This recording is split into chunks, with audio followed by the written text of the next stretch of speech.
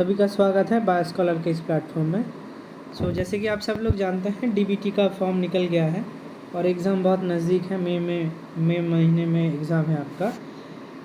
DBT के बारे में कुछ बातें मैं पहले कहना चाहूँगा, उसके बाद हम इम्पॉर्टेंट टॉपिक सिलेबस वाइज एक एक करके हम आगे बढ़ेंगे। आज का हमारा जो डिस्कशन होगा that is biomolecular structure and function. तो बायोकेमिस्ट्री पार्ट हम लोग आज डिस्कस करेंगे। उससे पहले डीबीटी जीआरएफ डीबीटी बेट के कुछ इम्पोर्टेंट एस्पेक्ट में बताना चाहता हूँ जो काफ़ी लोगों को पता नहीं होता है। तो चलिए शुरू करते हैं, कुछ फैक्ट्स देख लेते हैं। तो जैसे कि आप सभी लोग जानते हैं सीएसआईआर होता है और बहुत जो मेजर एग्ज़ाम्स होते हैं इंडिया में सीएसआईआर सबसे बड़ा है, फॉलोड बाय आईसीएमआर डीबीटी और आईसीएआर एग्रीकल्चर के लिए। आप अगर थोड़ा बहुत डेटा को देखेंगे, जो लाइफ साइंस का स्ट्रीम है उसमें लगभग हर साल नंबर्स इंक्रीज़ होते रहते हैं। 78,000 लोगों ने अपीयर किया है, रजिस्टर्ड लगभग 1 लाख के ऊपर था। अब ये 2023 का डेटा है। 2024 जुलाई में लाइफ साइंस में आप देख सकते हैं अपीयर 60,000 के आसपास है। जो सीएसआईआर के लिए अपीयर नंबर ऑफ स्टूडेंट है that is in around 60 to 70,000, ये रेंज में होते हैं। सीट्स का क्या मतलब है? सीट्स अगर आप देखेंगे काउंट करेंगे लगभग जितने सीट्स हैं उसमें ये चारों सब्जेक्ट मिला के लाइफ साइंस मोर और लेस सेम रहता है, थोड़ा बहुत 150, 200, 250 सीट्स रहते हैं, ऐसे आधा आधा कर देता है। अब जैसे डीबीटी बेट का क्या फ़ायदा रहता है मैं आपको थोड़ा बताना चाहता हूँ। अब अगर ये डेटा आप अगर देखेंगे, इस डेटा में नंबर के बारे में थोड़ा बहुत बात अगर हम करें, ये 2024 लास्ट टाइम का डेटा है। बेट में रजिस्टर्ड कैंडिडेट था 15,000, जिसमें अपीयर्ड हुआ है केवल 12,691। अब जैसे आप थोड़ा बहुत अगर कैलकुलेशन आप कर सकते हैं, अगर मैं मान लूँ रफली 15,000 इसको अगर 4 टाइम्स या 5 टाइम्स करेंगे 75,000, तो 5 गुना ज़्यादा लोग ये बेट एग्ज़ाम देने सीएसआईआर देने जाते हैं। तो इसका मतलब क्या है कि डीबीटी में कितने सीट्स हैं हम लोग पहले देख लेते हैं। अब डीबीटी में 2 तरीके से फेलोशिप देते हैं, जैसे सीएसआईआर में कैटेगरी 1, 2, 3 कर दिया है, यहाँ पे भी 2 कैटेगरी, एक है 1 और दूसरा है 2। 1 में आपको फेलोशिप मिलता है, दूसरे में नहीं मिलता है। दूसरे में आप प्रोजेक्ट जीआरएफ ये सब पोजीशन के लिए एप्लीकेबल हैं। इंडिया में जितने भी जगह पे वैकेंसी निकलता है प्रोजेक्ट जीआरएफ पे, पर you will not get any fellowship. जैसे नंबर ऑफ अगर देखेंगे, number of application received and number of candidate जिसको मिला है, ये 2022 तक डेटा है। 455 लगभग 500 के आसपास सीट्स हैं। क्या ये एग्ज़ाम इम्पोर्टेंट नहीं है? ये डेटा देख के आपको क्या लगता है? रेशियो के हिसाब से और क्वेश्चन के लेवल के हिसाब से अगर थोड़ा चीज़ आप कंपेयर करें, डीबीटी एंड सीएसआईआर, इन दोनों में अगर आप कंपेयर करें, डीबीटी का एग्ज़ाम का लेवल जो है काफ़ी आसान रहता है। उसके साथ साथ कंसेप्चुअल क्लैरिटी आपको सीएसआईआर से जो मिलेगा, ऐसा नहीं है कि सीएसआईआर के लिए आप पढ़ रहे हैं तो डीबीटी के लिए अलग से कुछ करना पड़ेगा। सिलेबस में बहुत सारी चीज़ें हैं, क्योंकि ये department of biotechnology entrance eligibility test बोला जाता है बेट को। अब अगर पूरा नाम देखेंगे इन बायोटेक्नोलॉजी टर्मिनोलॉजी आता है, और सीएसआईआर में लाइफ साइंस स्ट्रीम में एग्ज़ाम होता है। अब ये जो मेजर डिफरेंस है, कुछ बायोटेक्नोलॉजी रिलेटेड कुछ कंसेप्ट आपको पढ़ के जाना होगा जो काफ़ी आसान है, मैं एक एक करके मैं आपको बताते जाऊंगा। ये कुछ डेटाज थे जो आपको बताने थे मुझे। ये ये एग्ज़ाम काफ़ी इम्पोर्टेंट है। उसके साथ साथ आपको एक डेफिनेटली अच्छा फेलोशिप ये कहीं भी आप ज्वाइन कर सकते हैं इंडिया में, ऑल ओवर। सीएसआईआर इंस्टीट्यूट में भी डीबीटी से आप ज्वाइन कर सकते हैं। ऐसा नहीं है कि केवल सीएसआईआर होगा तो सीएसआईआर इंस्टीट्यूट में आप एडमिशन ले सकते हैं। तो DBT fellowship is applicable, CCM भी लेता है, जो भी मेजर चंक्स ऑफ इंस्टीट्यूट हैं आईआईसीबी सब में DBT is a national level valid scholarship जो आपको मिलेगा सेम। डीबीटी में कंटिजेंसी पे भी थोड़ा बहुत ज़्यादा रहता है। ये कुछ पॉइंट्स थे। अच्छा, और एक छोटा सा हम कट ऑफ के बारे में बात कर लेते हैं। ये रहा आपके सामने डेटा, आप देख सकते हैं लगभग 78,000 लोगों ने अपीयर हुआ है। यहाँ पे भी लगभग देख सकते हैं 336 एंड लगभग 30, 60 और 67 to 70,000 लोग अपीयर करते हैं। उसके हिसाब से जो डीबीटी है 12,000 लोगों ने अपीयर किया है। सोचिए कितना बड़ा गैप है, लोग इसके बारे में सोचते ही नहीं है। सभी को CSR चाहिए, CSR का ऑल्टरनेट आपको करना चाहिए, क्योंकि एटलीस्ट एक क्वालिफिकेशन रहेगा, you can get admission to any PhD programme all over the India. तो ये डेटा के बारे में हम लोग थोड़ा बात कर लिए, ये एस्पेक्ट आपको जानना चाहिए था, इसलिए मैंने बता दिया वीडियो के शुरू में ही। नेक्स्ट हम बात करेंगे कट ऑफ्स के बारे में। अब जैसे मैं आपको बता रहा हूँ, आप अगर क्वेश्चन का लेवल ज़रा देखेंगे तो ऑब्वियसली क्वेश्चन के लेवल के ऊपर कट ऑफ डिटरमाइन करता है। जैसे CSR 120 स्टैंडर्ड है, DBT में लगभग क्वालिफाइंग मार्क्स 70 के आसपास हैं, 70 to 72% के आसपास हैं। कैटेगरी 1 पैसे मिलेंगे, आपको पैसे मिलेंगे, इसमें पैसे नहीं मिलेंगे। सो ऑब्वियसली आपको टारगेट कितना होना चाहिए, 215, 216, ये 2024 का है। आप अगर पेपर देखेंगे आपको लगेगा यार ये क्या है। अब यहाँ पे एक बात आती है, सबसे जो इम्पोर्टेंट आपको ध्यान रखना पड़ेगा कि इस एग्ज़ाम में एक्यूरेसी बहुत ज़्यादा इम्पॉर्टेंट है। एक्यूरेसी क्यों ज़्यादा इम्पॉर्टेंट है, बहुत लोग स्कोर करेंगे इस रीजन 200 से, सपोज़ मान ले 216, इस रीजन में बहुत सारे लोग आएंगे जाएंगे, थोड़ा बहुत नेगेटिव मार्किंग अगर करेंगे 216 से फट से आपका नीचे रैंक आ जाएगा, स्कोर आ जाएगा। सो एक्यूरेसी इम्पॉर्टेंट है, इसलिए आपको बहुत अच्छे से प्रैक्टिस करके जाना पड़ेगा। बेसिक कंसेप्ट को, basic concept in the sense जैसे अमीनो एसिड में बेसिक कंसेप्ट सभी लोग बताते हैं आपको बेसिक कंसेप्ट पढ़ के जाना है, मैं उस बेसिक कंसेप्ट के बारे में उसके बारे में डिस्कस करूँगा। क्वेश्चन दिखा के आपको, प्रीवियस ईयर क्वेश्चन दिखा के कंसेप्चुअल क्लैरिटी के लिए, और टॉपिक्स को मैं ब्रॉडली थोड़ा बहुत एक्सप्लेन कर दूंगा। बाकी आप प्रीवियस ईयर क्वेश्चन थोड़ा देखिए, अब उससे आपको क्लैरिटी मिलेगा। ये रही 2024। 2023 में भी लगभग यहाँ पे तो 2020 मेरे टाइम में तो 221, क्यों क्वेश्चन मॉडरेट लेवल था, बहुत आसान कि कोई क्वेश्चन बहुत आसान था। 220 इज़ फाइन, आराम से 73% मार्क्स आप स्कोर कर सकते हैं। मेरा उसके ऊपर ही था, तो मैंने क्वालिफाई किया था 2023 में ही कैटेगरी 1 में। और जो एग्ज़ाम का लेवल है मोर और लेस हर साल सिमिलर ही रहता है, बहुत ज़्यादा ड्रास्टिकली क्वेश्चन पैटर्न में भी आपको चेंज नहीं देखने के लिए मिलेगा। सो इससे आपको एक फ़ायदा मिलेगा कि प्रिडिक्टेबल कुछ क्वेश्चन आपको मिल जाएगा, जिससे आपको एक डिसेंट स्कोर हो जाएगा। और मैं यहाँ पे आपको जो चीज़ें बताने जाऊँगा उसको काइंडली नोट करते जाइए, ताकि आपको अभी जब आप प्रिपेयर करेंगे, अभी मार्च चल रहा है, मार्च, अप्रैल एंड मई, ठीक, ये 3 महीना है, लगभग 90 डेज़ के आसपास मैं मान लेता हूँ, 80 डेज़, 10 दिन आप छोड़ दीजिए। इसके हिसाब से मैं वीडियोज़ डालते जाऊँगा, आप काइंडली उसको फॉलो कीजिए। टॉपिक वाइज मैं आगे बढ़ता हूँ। आज का जो हमारा टॉपिक है ये 2022 का कट ऑफ है, थोड़ा कम गया था 186, तो आपको ऑब्वियसली स्कोर करना है 186। तो अभी क्वेश्चन पैटर्न के ऊपर डिपेंड करता है। 2022 का क्वेश्चन लगभग डिसेंट क्वेश्चन था। सो 200 के ऊपर आपको टारगेट करके जाना ही जाना है, दैट इज़ मिनिमम। उससे ज़्यादा, 300 मार्क्स का एग्ज़ाम है, तो 200 के ऊपर आपको जाना ही जाना है। नेगेटिव मार्किंग कम करना है, एक्यूरेसी के ऊपर ध्यान देना है, ठीक। पहला 2 पॉइंट यहाँ पे आप क्या लिखेंगे कि हमें गलती नहीं करना है, एक्यूरेसी के ऊपर ध्यान देना है। चाहे आप कितना क्वेश्चन कर लीजिए, अटेम्प्ट कितना भी कर लीजिए, अगर गलती हो गया तो नेगेटिव मार्किंग हो जाएगा, मार्क्स घट जाएंगे। कंपटीशन तगड़ा है, कॉम्पिटिटिव है ये एग्ज़ाम काफ़ी, क्योंकि इसमें रट्टाफिकेशन वाला बहुत सारी चीज़ें हैं। एक्यूरेसी बहुत ज़्यादा इंपॉर्टेंट करेगा।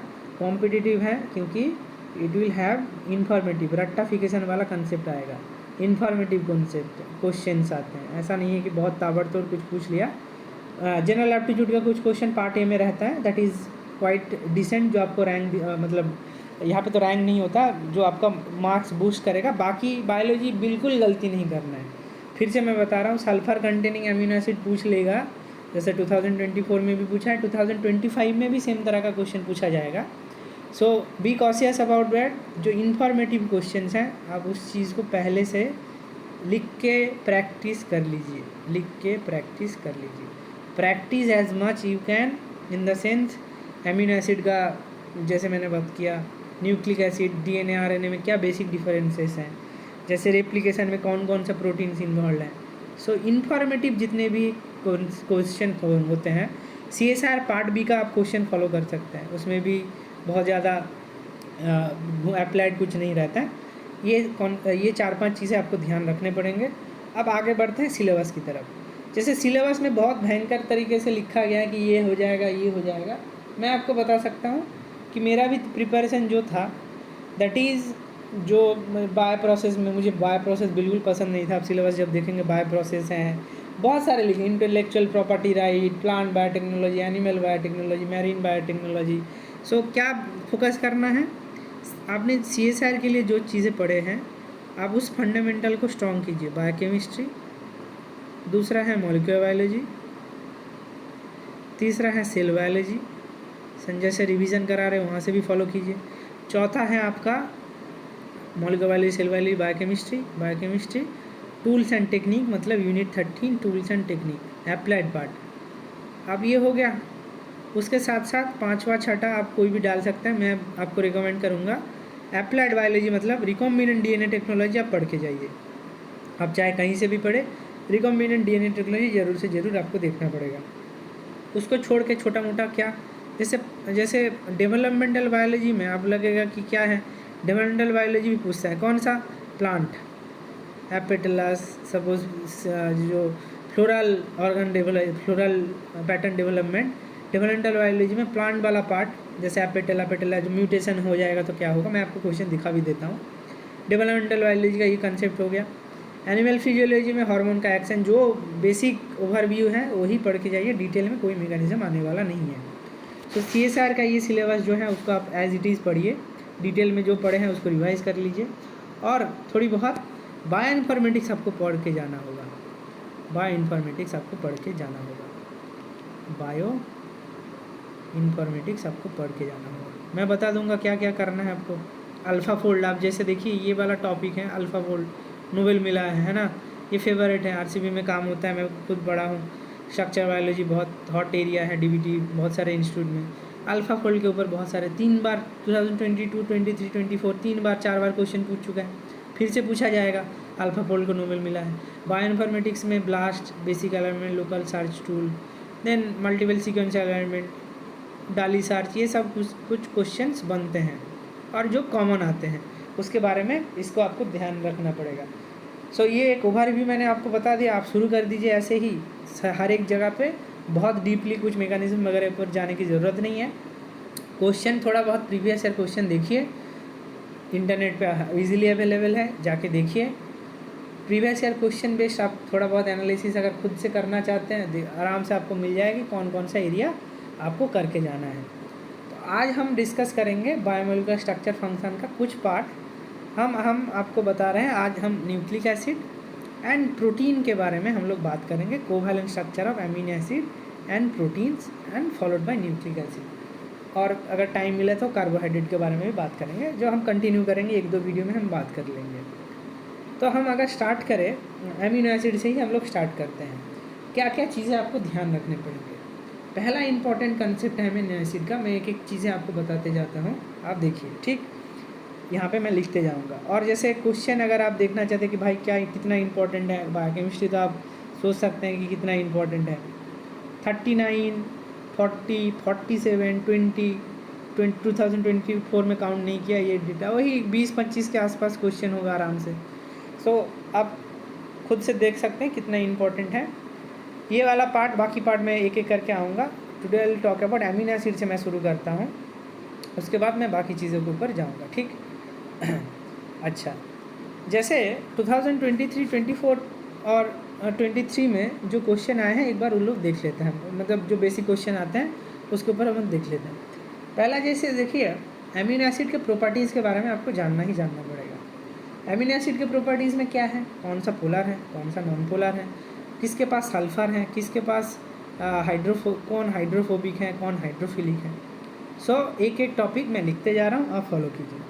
आपको अगर लगेगा कि भाई क्या क्वेश्चन आ रहा है, आपके सामने रेफरेंस है DBT बेट 2022, DBT बेट 2024, DBT बेट 2024। क्या पूछा गया है, सल्फ़र कंटेनिंग अमीनो एसिड के बारे में बताइए। अब बताइए इस क्वेश्चन को करने में क्या बहुत ज़्यादा एफर्ट लगेगा, पर ये क्वेश्चन CSR में कभी नहीं पूछा जाएगा कि घुमा फिरा के थोड़ा बहुत अगर इन्फॉर्मेशन पूछ ले, पर DBT में हर साल ऑल्टरनेट ईयर में रिपीट हो सकता है। सो पहला कंसेप्ट आप क्या पढ़ेंगे, मैं एक एक करके आपको यहाँ पे लिखते जा रहा हूँ, ऊपर ही लिखता हूँ, एक एक करके देखिए। So we are talking about amino acid. Amino acid के बारे में हम लोग आज डिस्कस करते हैं, क्या क्या चीज़ें ध्यान रखना पड़ेगा एक एक करके मैं बताता हूँ, ठीक। सो जैसे आप जानते हैं कि एमिनो एसिड जब शुरू होता है, जैसे मैंने अभी आपको बोला, एमिनो एसिड का जो क्लासिफिकेशन है based on the R group होता है। आर ग्रुप मतलब side chain. So classification of amino acid and properties of amino acid. Properties of amino acid मतलब सल्फर कंटेनिंग एमिनो एसिड का नाम बता दीजिए, एसिडिक एमिनो एसिड का नाम बता दीजिए, बेसिक एमिनो एसिड का नाम बता दीजिए, हाइड्रोफिलिक हाइड्रोफोबिक एमिनो एसिड का नाम बता दीजिए, हाइड्रोफिलिक हाइड्रोफोबिक एमिनो एसिड का नाम बता दीजिए। ठीक, अब ये हो गया। अब उसके बाद स्टैंडर्ड नॉन स्टैंडर्ड सभी लोग जानते हैं और कुछ दिक्कत नहीं है। मैं आपको लिनिंजर दिखाता हूँ। जैसे लिनिंजर में एक एक करके यहाँ पे आपको सारी चीज़ें मिल जाएंगी। सो अच्छा, एमिनो एसिड प्रोटीन चालू हो गया। हाँ, DNL क्या है, ये भी क्वेश्चन पूछा गया था। देखिए ये क्या है, DNL क्या है बताइए। ये जो क्वेश्चन है इसका आंसर आप खुद लोग बताइए। पहला, आप बुक खोलेंगे, कुछ चीज़ पढ़ते जाइए, आप पहला चीज़ जो आपको दिखेगा that is DNL alanine. Obviously left side में होगा तो ये L होगा एमिनो एसिड के केस में, और D राइट साइड में होगा, L for left, L alanine होगा। This are stereo isomers of alpha amino acid that are non superimposable mirror image और एनांसियोमर। बताइए ये इन्फॉर्मेशन डिफिकल्ट था? बिल्कुल नहीं। सो ये कंसेप्ट हो गया L एंड D के बारे में, आप जानते हैं। अब उसके बाद मैंने बताया प्रॉपर्टीज़ के बारे में। उसके साथ साथ pKa वैल्यू आपको ध्यान रखना पड़ेगा। pKa कार्बोक्सिल टर्मिनल के लिए 2 पॉइंट समथिंग 2.34 और अमीनो के लिए 9 पॉइंट समथिंग। इसके साथ साथ जो आपको देखना पड़ेगा that is pKr, side chain का pKr वैल्यू, मतलब साइड चेन का pK वैल्यू। टायरोसिन के केस में 10.07 मैं क्लासेस में भी कराता हूँ, इसलिए मैं हाईलाइटेड है, फिर से आप देखिए, नोट डाउन कर लीजिए। 10.07, 8.18 16 के लिए। सबसे एसिडिक कौन सा है, सबसे बेसिक कौन सा है? सबसे बेसिक है आर्जिनिन 12.48, लाइसिन, उसके बाद नेक्स्ट एसिडिक में एस्पार्टेट एंड ग्लूटामेट 3 और 4। फाइन, ये हो गया आपका pKr के बारे में। अब इसके बाद आपको क्या पूछा जा सकता है कि भाई बताओ आइसोइलेक्ट्रिक पॉइंट कैसे निकालोगे तुम, है ना। अब इसके बाद पूछा जाएगा कि आइसोइलेक्ट्रिक पॉइंट कैसे निकालोगे। नीचे कैलकुलेशन आप सभी लोग जानते हैं, आइसोइलेक्ट्रिक पॉइंट निकालने के नीचे आपको दिख जाएगा। उससे पहले और अमीनो एसिड के प्रॉपर्टीज़ के बारे में हम लोग जब बात कर रहे थे, यहाँ पे जैसे जान सकते हैं एक एक के बारे में। Methionine, one of the 2 sulphur containing amino acid. Proline will have this immuno group of proline residue. यहाँ पे ये एमिनो ग्रुप नहीं होता, इम्यूनो ग्रुप बोला जाता है, क्योंकि ये मतलब ये जो फ्री एमिनो ग्रुप नहीं रहता, it is bound to the structure that is this is known as imino acid. क्या बोला जाता है इसको? Immuno acid. इतना डिटेल में मैं नहीं जा रहा हूँ, आप जानते हैं, बहुत आराम से हाईलाइट कर रहा हूँ कौन कौन सी जगह पे ध्यान रखना है। उसके बाद UV observation, tryptophan, tyrosine, phenyl wife. Tryptophan W देखिए ट्रिप्टोफैन सबसे ज़्यादा, टायरोसिन, उसके बाद फिनाइल वाइफ, ऐसे याद रख सकते हैं। ये हो गया आपका यूवी ऑब्जर्वेशन एट 280 नैनोमीटर। ठीक, उसके बाद डाइसल्फाइड बॉन्ड कौन बनाता है? डाइसल्फाइड बॉन्ड सिस्टीन बनाता है, और जो फॉर्म करता है उसको बोला जाता है सिस्टाइन। नाम में डिफरेंस है, यहाँ पे भी क्वेश्चन बन जाएगा कि भाई सिस्टीन और सिस्टाइन में क्या डिफरेंस है, तो ये है सिस्टीन और सिस्टाइन में क्या डिफरेंस क्या है। हो गया सेलोनोसिस्टीन। और ये जैसे और छोटा छोटा अनकॉमन, ये बुक फॉलो कीजिए, बहुत आसान बुक है। आप बाकी लोग डरते क्यों हैं? और नहीं तो आप पाथफाइंडर से भी पढ़ सकते हैं, उसी से ये सारे स्टैंडर्ड बुक से ही सारे लोग कॉपी करके लिखते हैं। दीज आर वेरी मतलब आसान भाषा में लिखा गया है, तो एक बार देख सकते हैं। जैसे gamma carboxy glutamate found in the blood clotting protein prothrombin, ये आराम से क्वेश्चन बन सकता है, तो छोड़िए ना मत ये सब। उसके साथ साथ 5 हाइड्रोक्सीलाइसिन डिराइव फ्रॉम लाइसिन, ये जैसे कोलाजन में पाया जाता है। 4 hydroxyproline 5 hydroxylysine. 6N methyl lysine is a constitute of myosin, contractile protein of the muscle. So हर एक लाइन से आप देख सकते हैं, जहाँ पे बोल्डेड है वहाँ से आप पढ़ लीजिए, तो आपका काम बन जाएगा। ठीक, अब आगे बढ़ते हैं। ये रहा आपका ज्यूटर आयनिक फॉर्म। इसके बाद ज्यूटर आयनिक फॉर्म के बारे में सबसे ज़्यादा इंपॉर्टेंट है, दैट इज़ आइसोइलेक्ट्रिक पॉइंट। कैसे निकालेंगे isoelectric point? A characteristics pH in which the net charge of a protein will be 0। इसको पीआई बोला जाता है। कैसे निकालेंगे? दोनों का सम करके जोड़ देंगे, दोनों का सम करके 2 से डिवाइड कर देंगे। जैसे ये है ग्लूटामेट का, ये है हिस्टीडीन का। अब इनके बीच में आप लगेगा कि भाई कैसे निकालना पड़ेगा। कुछ नहीं, जो दो आसपास आपको पीआई दिख रहा है, जो पीके वैल्यू आसपास है, जैसे 2.19 4.25 आसपास है, दोनों को जोड़ के 2 से डिवाइड कर दीजिए, दैट इज 3.22। यहाँ पे जैसे PK सामने सामने है, बाकी में बहुत ज़्यादा गैप है, तो इनको 2 से जोड़ के डिवाइड कर दीजिए। ऐसे अगर आपको पूछा जाएगा आराम से आप कर सकते हैं। So this is a concept of isoelectric point. कैसे निकाल सकते हैं? PI is equal to half of PK plus PK2 divided by 2 हो गया। PI का कंसेप्ट हो गया। आगे बढ़ते हैं।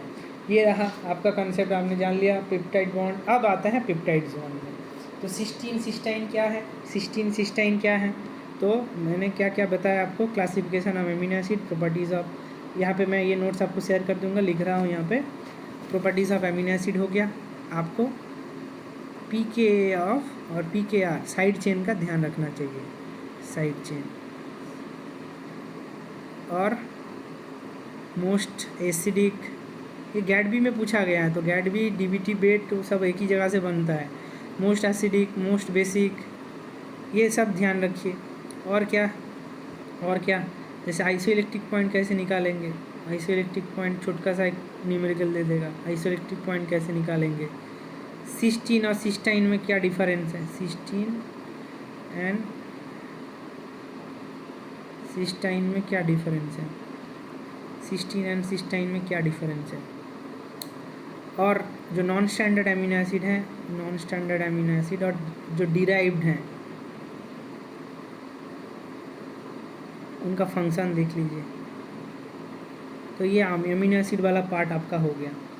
ठीक, इससे ज़्यादा आपको कुछ करना नहीं है। और जैसे आप जानते हैं कि 280 में एब्जॉर्प्शन कौन देता है? 280 नैनोमीटर पे वाइफ आपका टायरोसिन एंड फिनाइल, ध्यान रखिए। ये हो गया। अब उसके बाद आता हूँ मैं प्रोटीन्स एंड पेप्टाइड्स में। प्रोटीन्स एंड पेप्टाइड्स में, ठीक, इसमें क्या करना पड़ेगा आपको? इसमें क्या करना पड़ेगा आपको? ये हो गया प्रोटीन्स एंड पेप्टाइड, ठीक है। अब इसमें एक छोटा सा ध्यान रखें, न्यूमेरिकल बनता है, मैं न्यूमेरिकल आता हूँ। अब उससे पहले छोटा छोटा और चीज़ें देख लीजिए। जैसे कॉन्जुगेटेड प्रोटीन, एग्जाम्पल याद होना चाहिए भाई। हर चीज़ आपको जहाँ पे भी क्वेश्चन दिख रहा है आप पढ़ लीजिए एक बार, एटलीस्ट कॉपी में आपका नोट डाउन होना चाहिए आप क्या पढ़ रहे हैं। जैसे लाइपोप्रोटीन लिपिड के साथ कॉन्जुगेटेड रहेगा ऑब्वियसली। जैसे beta 1 lipoprotein of blood, glycoprotein of carbohydrate, haemoglobin stability provide करता है। फॉस्फोप्रोटीन केसीन ऑफ मिल्क। आयरन कहाँ पे रहता है? Ferritin. Zinc alcohol dehydrogenase which contains metals. Very important chart, screenshot ले लीजिए, पढ़ लीजिए। मैं अलग से PPT नहीं बनाया हूँ, एक एक पॉज करके स्क्रीनशॉट लेते जाइए, आराम से देखते जाइए, ठीक। ये हो गया। अब उसके बाद ये हो गया। अब जो क्वेश्चन मैं आपको थोड़ा बहुत दिखाना चाहता हूँ, ये पेप्टाइड बॉन्ड से ही क्वेश्चन बहुत आसान है, फिर भी अगर लगे क्या पूछ लिया, इस तरह का क्वेश्चन तो नहीं पूछे। एक क्वेश्चन मैं आपको कराना चाहता हूँ, ये वाला जो 2022 में या 23 में ही, ये 23 मेरे टाइम में पूछा था, इसमें मुझे बहुत टाइम लग गया था। अब जैसे जानते हैं कि पेप्टाइड बॉन्ड जब बनता है पानी निकलता है ना, 18 आपको माइनस करना पड़ता है। सपोज़ मैं मान लेता हूँ एस्पार्टेट, ये एलानीन और जैसे ग्लाइसिन को जोड़ देता हूँ, या कोई भी, जैसे ई ले लेता हूँ, LTTE, इसी को मैं ई और ई को जोड़ देता हूँ। सो इसका जो मॉलिक्यूलर वेट है 110 करके अगर पकड़ा हो, यहाँ पे जैसे मॉलिक्यूलर वेट बता दिया गया है, अगर आप 110 करके पकड़ेंगे, सो यहाँ पे 110 जोड़ने के बाद यू हैव टू सब्सट्रैक्ट 18, उसके बाद आपका आंसर आएगा।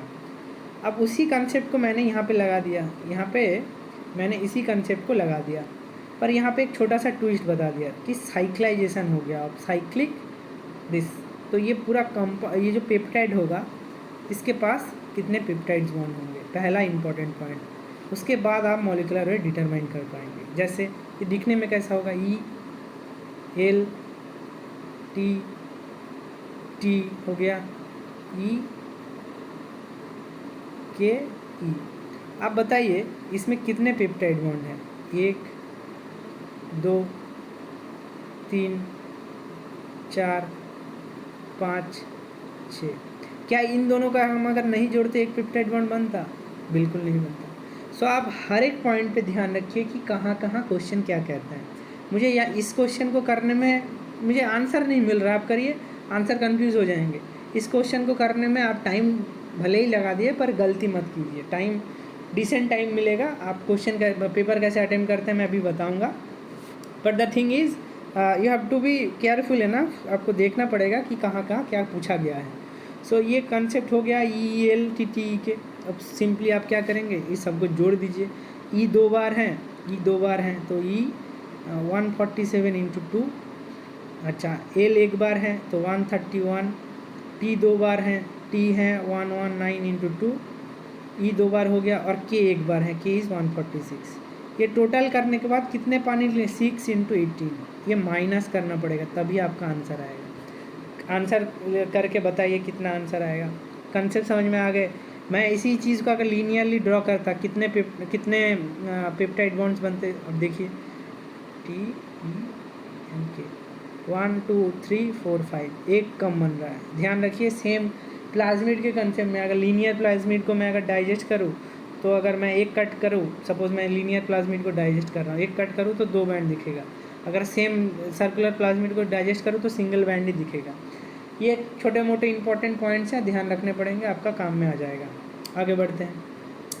अब ये हो गया अमीनो एसिड, प्रोटीन्स हो गया, पेप्टाइड्स हो गया। अब इसी के साथ साथ कंटिन्यूएशन है वर्किंग विथ प्रोटीन्स, जो ऑब्वियसली टूल्स एंड टेक्निक का पार्ट है, पर मैं यहाँ पे ही ख़त्म करना चाहता हूँ, देख लीजिए।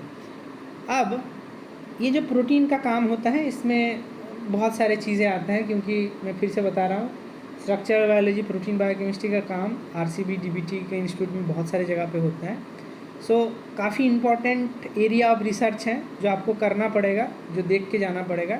सो जो प्रोटीन का जो प्यूरिफिकेशन वाला कंसेप्ट है उसके लिए आप कुछ इम्पॉर्टेंट पॉइंट हैं उसको मैं एक बार बताते जाता हूँ। सो एफिनिटी टैग, अब हर चीज़ एक्सप्लेन नहीं कर पाऊँगा, पर आप चाहे तो एक कंसेप्ट को एक बार रिविजिट कर सकते हैं बुक से। एफिनिटी प्यूरिफिकेशन, प्रोटीन के साथ हम एक टैग लगा देंगे, वही कान पकड़ेंगे तो सर तो आएगा। So protein will have in it particular tag. That tag, जैसे हिस्टिडीन टैग प्रोटीन, उस प्रोटीन को खींचने के लिए हम उसके साथ हिस्टिडीन जोड़ देते हैं। कैसे कैसे करेंगे उसको भी ध्यान रखना पड़ेगा। So these are all done by affinity purification. GST, flag, step, protein A, maltose binding protein, halo tag, screenshot ले लीजिए। ध्यान रखिए match the following type of question में आप CSR DBT हर जगह पूछा जा सकता है। कैसे करेंगे वो भी बता देता हूँ। अब ये जो चार्ट है, इस चार्ट को, अब ये जो एफिनिटी मैट्रिक्स है ये भी ध्यान रखिए कैसे कैसे कर सकते हैं। जैसे ग्लूटाथाइन रेजिन होता है, इमोबिलाइज मेटल आयन क्रोमैटोग्राफी बोला जाता है, IMAC बोला जाता है। जैसे और क्या क्या है ये है क्रोमैटोग्राफी का कॉन्सेप्ट। एफिनिटी क्रोमैटोग्राफी में हम इमोबिलाइज कर देते हैं। जैसे ये देखिए GST वाला टैग प्रोटीन है तो ये GSH अगर उसके साथ बाइंड कर जाएगा और बाकी अनबाउंड प्रोटीन निकल जाएगा। ठीक, ये है एफिनिटी क्रोमैटोग्राफी कैसे काम करते हैं। अच्छा, ion exchange chromatography based on positive and negative charge हम सेपरेट कर सकते हैं, cation exchanger and anion exchanger. फिर से आगे हम इम्पोर्टेंट चार्ट में example of cation exchanger, example of anion exchanger. जैसे क्वाटरनरी एमोनियम में पॉजिटिवली चार्ज है, so it is an anion exchanger. इसके साथ क्या बाइंड कर जाएगा आप खुद सोचिए। मैं अगर ये एग्जाम्पल ना दूँ या स्ट्रक्चर ना, खाली ये नेम पूछ लूँ पर ये केमिकल स्ट्रक्चर ना बताओ, सो इसके साथ नेगेटिवली चार्ज प्रोटीन बना है, बाइंड करेगा, इसलिए इसका नाम है एनायन एक्सचेंजर। कैटायन एक्सचेंजर के केस में इसके साथ positively charge amino acids proteins bind करेंगे, so that is cation exchanger. ठीक है, pH रेंज किस में काम करते हैं ये थोड़ा बहुत देख लिया, बस it's fine. Methyl sulfonate, carboxy methyl sulfopropyl, ये रहा आपका कैटायन एक्सचेंजर। और बाकी क्वाटरनरी अमोनियम, DEAE, QAE, यहाँ पे AE दिखेगा, QAE, DAE, Q, this are your anion exchanger. ये रहा कैटायन एक्सचेंजर, एनायन एक्सचेंजर, आपको बहुत जगह क्वेश्चन देखने के लिए मिलेगा। और उसके बाद आता है size exclusion chromatography. Size exclusion based on size, जैसे आप डिफरेंट टाइप ऑफ कॉलम्स होते हैं, ये भी ध्यान रखिए, ये भी पूछा जा सकता है। सेफाक्राइल, सुपरडेक्स, ये these are names of columns. ये रेजिन्स होते हैं, सुपरोज, सेफाक्राइल, सेफाडेक्स, ये पैक रहते हैं। तो जो छोटे प्रोटीन्स हैं वो लास्ट में निकलते हैं। जैसे ये ग्राफ है, log of molecular weight and detention time, मतलब कब कॉलम से निकला है टाइप। अब जैसे इसमें जैसे देखिए बीटा गैलेक्टोटाइडेज 540 किलो डाल्टन, ये तो ह्यूज प्रोटीन फट से निकल गया, पहले ही 12 ml में ही निकल गया। सपोज़ आप मान लीजिए 120 ml का कॉलम हो सकता है, 120 ml का या 320 ml का कॉलम हो सकता है। तो 120 ml कॉलम में जब सीक्वेंशियली आप देखेंगे सबसे लार्जर प्रोटीन पहले निकल जाएंगे, फॉलोड बाय ये स्मॉल साइज प्रोटीन निकलेंगे। सो this is your size exclusion chromatography. और बहुत सारे हैं, सॉल्टिंग इन सॉल्टिंग आउट, एक एक करके देखेंगे, आराम से दिख जाएगा, ठीक। और प्रोटीन प्रोटीन इंटरेक्शन, अच्छा अभी देख लीजिए, पढ़े खोले ही तो देख लेते कैसे कैसे प्रोटीन प्रोटीन इंटरेक्शन स्टडी कर सकते हैं। ये है पूरा chart. Surface plasmon resonance, this are in vitro, this are in vivo. 2024 में क्वेश्चन पूछा गया है, फिर से नहीं पूछा जाएगा फिर भी। अब क्वेश्चन टेक्निक से डायरेक्ट उठा के पूछ ले। जैसे आप मान लीजिए कि सरफेस प्लाज्मोन रेजोनेंस कैसे काम करता है, थ्रेट ऐसे कैसे काम करता है, ईस्ट टू हाइब्रिड कैसे काम करता है, बायोमोलिकुलर फ्लोरेसेंस कॉम्प्लीमेंटेशन ऐसे कैसे काम करता है। So these are few tools and techniques to study protein protein interaction, जिसमें थ्रेड बहुत कॉमनली आप हर जगह देखेंगे। थ्रेड के ऊपर बहुत बार, ढेरों बार क्वेश्चन पूछा गया है। डिस्टेंस क्या होना चाहिए, r⁻⁶, energy proportional to the r⁻⁶ होना चाहिए। Gel filtration size exclusion chromatography में आपको पता चल जाता है। अच्छा, क्वेश्चन आप देखना चाहते हैं, शायद यहाँ पे नहीं होगा, यहाँ पे नहीं होगा, यहाँ पे नहीं है। अच्छा, उसके साथ साथ और एक चीज़ बता देता हूँ, स्टडी ऑफ प्रोटीन में ही आएगा। ये तो आपने देखा, ये उसी से लिया गया है। अच्छा, और हाँ, HDS कैसे कर सकते हैं, ऑब्वियसली 2 डायमेंशनल जेल इलेक्ट्रोफोरेसिस कैसे हो सकता है, आइसोइलेक्ट्रिक फोकसिंग क्या है, और आपका 2 डायमेंशनल जेल इलेक्ट्रोफोरेसिस क्या है। So isoelectric focusing is based on PI gradient हम करते हैं जनरली। जैसे यहाँ पे pH 9 देख सकते हैं, pH के ग्रेडियंट करते हैं, PI आइसोइलेक्ट्रिक पॉइंट के हिसाब से सेपरेट हो जाता है। उसी को अगर आप HDS पे चला देंगे, that will be known as 2 dimensional gel electrophoresis, ठीक है। ये आपका हो गया। अब वर्किंग विथ प्रोटीन्स में और क्या क्या है एक बार देख लेता हूँ। Protein sequencing, obviously red band sequencing, phenyl isothiocyanate, ये रिएजेंट ध्यान रख सकते हैं। और ये reagent to modify amino terminal, जैसे डेप्साइल, फ्लोराइल, बेंजीन, जो आपका सैंगर सीक्वेंसिंग में यूज़ होता है। Adamant degradation and your Sanger sequencing, हाँ, सैंगर सीक्वेंसिंग से आप कर सकते हैं। छोटा मोटा इन्फॉर्मेशन है, ध्यान रखिए। अच्छा, और क्या है, मास स्पेक्ट्रोमेट्री से प्रोटीन पोस्ट ट्रांसलेशन मॉडिफिकेशन को हम स्टडी कर सकते हैं, है ना। प्रोटीन को आइडेंटिफाई कर सकते हैं। मास स्पेक्ट्रोमेट्री से हम क्या क्या कर सकते हैं, ये पूछा जा सकता है।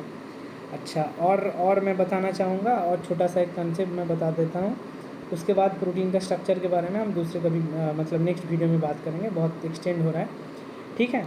अब जैसे यहाँ पे एक छोटा सा चीज़ मैं आपको बता देना चाहता हूँ। RCB में जैसे मैंने बताया कि DBT इंस्टीट्यूट में स्ट्रक्चरल बायोलॉजी एक बहुत बड़ा एस्पेक्ट है जहाँ पे काम होता है। अगर आप थोड़ा सा केयरफुली क्वेश्चन को फॉलो करते हैं, जैसे हम लोग थोड़ा बहुत देखेंगे, एटॉमिक स्ट्रक्चर ऑफ प्रोटीन, मतलब प्रोटीन का स्ट्रक्चर डिटर्मिनेशन के ऊपर बहुत सारे क्वेश्चन बनते हैं। 3 टेक्निक का आपको नाम ध्यान रखना है, cryoelectron microscopy, nuclear magnetic resonance and X ray crystallography. इन तीनों टेक्निक से हम प्रोटीन का 3D स्ट्रक्चर डिटरमाइन कर सकते हैं। इसी के ऊपर घुमा फिरा के 2022, 23, 24 फिर से क्वेश्चन पूछा जाएगा। क्या, अब जैसे यहाँ पे पूछ लिया कि कैसे निकालोगे, किस तरह से, कैन नॉट बी। अब पूछा जाएगा कि न्यूक्लियर मैग्नेटिक रेजोनेंस कैसे काम करती है, जो ऑलरेडी पूछ लिया है। यहाँ पे पूछा है, which of the following method used to determine the 3 dimensional structure of a protein in solution, that is NMR। अब एक्स-रे क्रिस्टलोग्राफी के बारे में भी आप 2024 में देखिए, बहुत सारा क्वेश्चन पूछा गया है। जैसे एक्स्ट्रा क्रिस्टल में छोटे छोटे मैं पॉइंट्स में बता रहा हूँ, मैं एक्सप्लेन करूँगा। फिर भी जब भी इस तरह का क्वेश्चन आएगा, मैं आपको सजेस्ट करता हूँ थोड़ा इसका बेसिक प्रिंसिपल आप पढ़ लीजिए। आपका क्या काम रहेगा, आपका इसका बेसिक प्रिंसिपल आपको पढ़ लेना पड़ेगा। जैसे NMR कैसे काम करता है, एक्स-रे क्रिस्टलोग्राफी कैसे काम करता है, एंड क्रायोइलेक्ट्रॉन माइक्रोस्कोपी कैसे काम करता है। 3 टेक्निक है, बहुत बेसिक चीज़ें हैं जो आपको ध्यान अंदर डिटेल में कहीं नहीं घुसना है आपको। बस थोड़ा ऊपर ऊपर से आप देख लीजिए, क्वेश्चन घुमा फिरा के इसी के ऊपर पूछा जाएगा। मैं बाकी जो डिटेल होगा मैं बता दूंगा आपको कि ये डिटेल है, आपको पढ़ के जाना है। सो ये अमीनो एसिड वाला पार्ट हो गया। अब प्रोटीन वाला अमीनो एसिड वाला पार्ट हो गया। अब स्ट्रक्चर, प्रोटीन स्ट्रक्चर में अभी नहीं घुस रहा हूँ मैं न्यूक्लिक एसिड के बारे में हम लोग थोड़ा बात कर लेते हैं। अब जैसे न्यूक्लिक एसिड में आप जब क्वेश्चन का टाइप्स देखेंगे ना, न्यूक्लिक एसिड में आपको लगेगा ये भी आसान क्वेश्चन है। न्यूक्लिक एसिड में क्वेश्चन जो पूछा जाता है, पहला है, एक एक चीज़ें मैं आपको बताते जाऊँगा। ABZ DNA के बारे में जो डिफरेंस है, कहा गया ABZ DNA, वो पहले आप कर लीजिए। ये चार्ट आप ध्यान रखिए, ये चार्ट जैसे एज इट इज़ है, आप इसको पढ़ लीजिए भाई, कुछ मॉडिफिकेशन नहीं करना है। राइट हैंडेड होता है, लेफ्ट हैंडेड होता है ZDNA, और ऑल्टरनेटिंग पायरीन प्यूरिमिडीन रहते हैं ZDNA के फॉर्म में। ये न्यूक्लिक एसिड का कुछ कॉन्सेप्ट हो गया जो ABZ DNA में आपको ध्यान रखना पड़ेगा। बाकी आपको छोटा मोटा चीज़ें पता है। अब और एक छोटा सा चीज़ मैं बता देता हूँ। RNA क्यों स्टेबल है, RNA क्यों अनस्टेबल है, DNA क्यों स्टेबल है, ये जानते हैं। अब जैसे DNA को, ये जो प्रोसेस है दैट इज़, जिसको मेल्टिंग टेम्परेचर बोला जाता है, वही ना, native double standard DNA is heated above it's melting temperature that is TM। इसी को हम TM बोलते हैं। यहाँ नीचे भी दिखेगा आपको, ये रहा TM, this is native, this is denatured. तो वो क्या होता है, सिंगल स्टैंड में कन्वर्ट हो जाता है। अब इससे क्या होता है, जो डीनेचर्ड DNA है उसका एब्जॉर्बेंस बढ़ जाता है। जैसे कि देख सकते हैं एब्जॉर्बेंस बढ़ गया, इसको हाइपरक्रोमिक शिफ्ट बोला जाता है। इसी के ऊपर बहुत सारा क्वेश्चन है, आप इसको स्क्रीनशॉट ले लीजिए, आप पढ़ सकते हैं।